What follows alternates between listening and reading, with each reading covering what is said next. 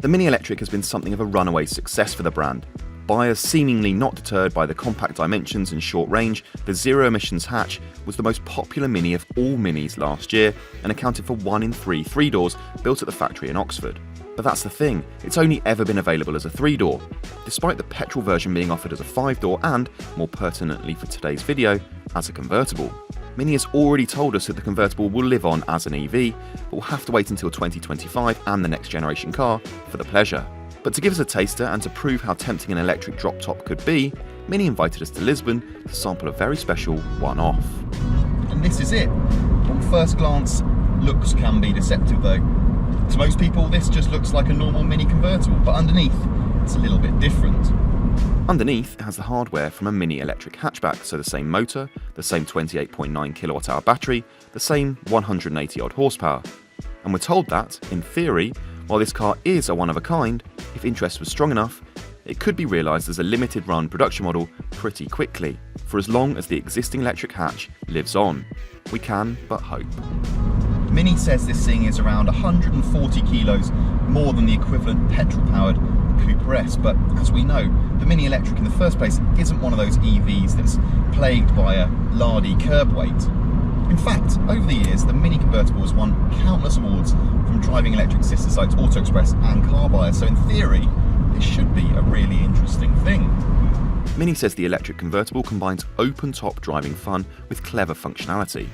Marketing hyperbole, sure, but just like the standard convertible, the fully electric roof lowers in 18 seconds and at speeds of up to 19 miles an hour. Again, like the petrol car, it can be open, closed, or part way back, just like a sunroof. So we've got the roof off, it's 25 degrees. Let's run through some numbers, but you can take all of these numbers that I'm about to say with a large pinch of salt because, as Mini has said, this thing isn't quite ready for production, but that it is feasible. So as mentioned, it gets pretty much the same power output, 135 kilowatts, so that is roughly 180 horsepower. It's a little bit heavier than the hatchback, so 0-62 takes 7.7 seconds, about half a second slower, but top speed remains the same at 93 miles an hour. Efficiency, Mini says, is down slightly, but they still reckon it will do around 4 miles per kilowatt hour, and the engineers continue to quote a range of around 140 odd miles on a charge. It's all pie in the sky for the moment. Remember, Mini's not making it.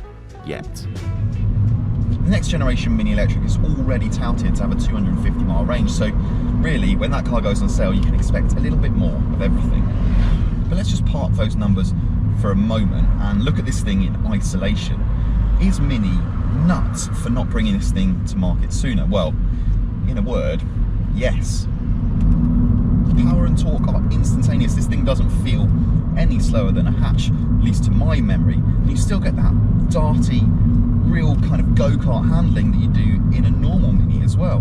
There's perhaps a little bit more shake from the body, but that's what you get when you take the roof off. We've been chasing a John Cooper Works, petrol-powered John Cooper Works through the hills this morning, and the one thing you do notice is that it doesn't have any sound. Of course it doesn't have any sound, but do you miss it in a car like this? Not when you've got this much power and performance, and this handling is just, it's almost inconsequential. The long and short of it though is that this car feels exactly as a Mini should. It doesn't feel like there's really that many compromises. Sure, it could have a longer range, but if you think about what this car's going to be used for, what it could be used for, people leaving it at holiday homes or running around on Spanish islands, this thing's perfect.